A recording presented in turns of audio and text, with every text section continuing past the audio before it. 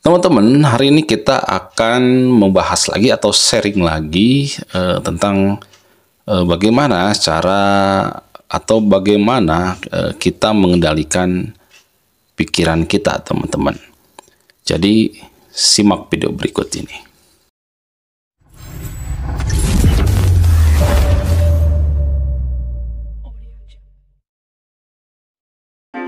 Nah, teman-teman, coba kuasai pikiran kita sendiri dengan cara tidak membiarkan pikiran menguasai dan mulai membiasakan diri berpikir dengan akal.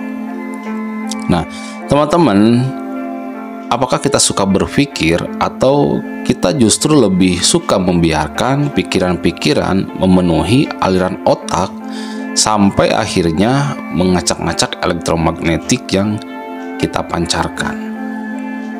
Nah, berpikir itu adalah, teman-teman, melatih diri untuk mengamati dan memperhatikan apa yang ada di hadapan kita. Berpikir dengan membiarkan pikiran-pikiran adalah dua hal yang berbeda. Kebanyakan kita justru tidak memilih berpikir, melainkan hanya memilih membiarkan pikiran-pikiran memenuhi aliran otak kita.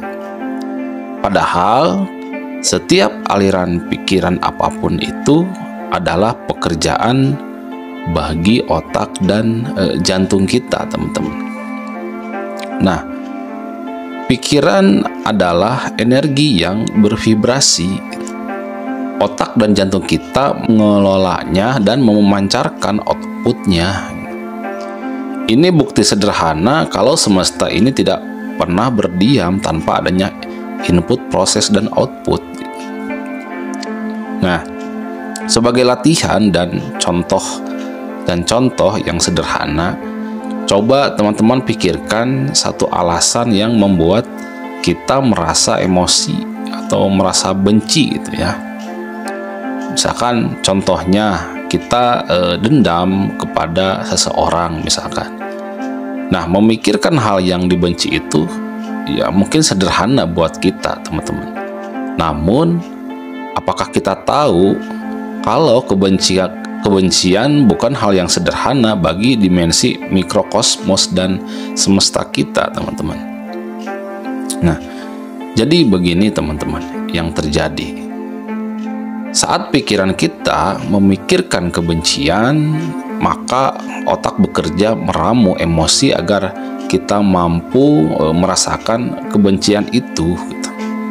Untuk meramu emosi kebencian, otak kita harus meramu beberapa neurotransmitter. Nah, beberapa neurotransmitter ini bergerak di antara sel-sel individual. Sementara yang lain disiarkan ke seluruh wilayah otak dengan memberi sinyal pada sinyal lain. Otak kita dapat menyesuaikan cara kita merespon sesuatu dan secara efektif dapat mengubah suasana hati kita seketika, teman-teman. Nah, ini bukan sekedar pekerjaan otak yang diterima oleh jantung begitu saja. Ternyata jantung bukanlah organ yang pasif dengan suasana hati seseorang, teman-teman. Nah, ditemukan bahwa jantung mengandung sel-sel yang mensintesis dan melepaskan katekolamin gitu, yang pernah dianggap sebagai neurotransmitter yang diproduksi hanya oleh neuron di otak dan ganglia. Dan ternyata kalau baru-baru ini juga ditemukan bahwa jantung juga memproduksi dan mengeluarkan oksitosin yang dapat bertindak sebagai neurotransmitter dan biasanya disebut sebagai hormon cinta dan juga benci, teman-teman.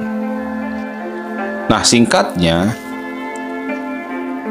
kita mengaktifkan otak dan jantung di dalam tubuh kita sendiri, Penertiban ini dibutuhkan karena kita memang harus menerjemahkan frekuensi-frekuensi yang kita terima dan juga memberi respon terhadapnya, teman-teman. Nah, mungkin sayangnya kita belum bisa menetralkan atau membiarkan diri di titik nol, sehingga kita terhanyut oleh pikiran dan rasa yang kita buat sendiri, teman-teman. Jadi saat kita memikirkan benci, maka kita secara tidak terkendali memancarkan elektromagnetik berfrekuensi rendah yang berisi kebencian.